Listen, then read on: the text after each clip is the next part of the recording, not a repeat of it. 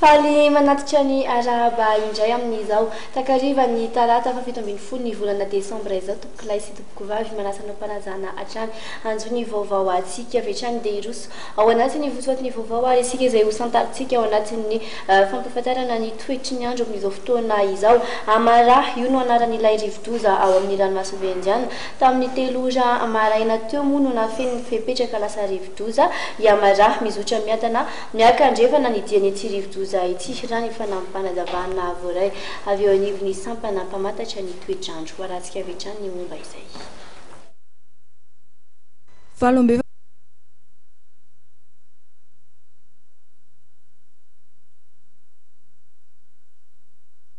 Tamin'ny maraina teo dia nafen'ny fepetra ilay rivodoza ao amin'ny ranomasimbe indiana ka nomena ny anarana hoe Amara.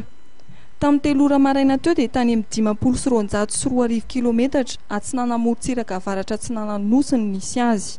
Manon diany miadana dia miadana maika-andrefana ilay rivodoza Amara ao amin'ny ranomasimbe indiana raha ny fanampanazavana avy amin'ny mpamantatra ny toetrandro. Raha tamin'ny 3 ora tolakandro teo kosa dia tany amin'ny 20 kilometatra atsinana morontsiraka atsinana nosy ny nisy ny fohibeny. Raha izao fizotran'izao dia tsy hikasika any Madagasikara ity andro ratsy ity raha ny fanazavana azo avy amin'ny mpamantatra ny toetrandro.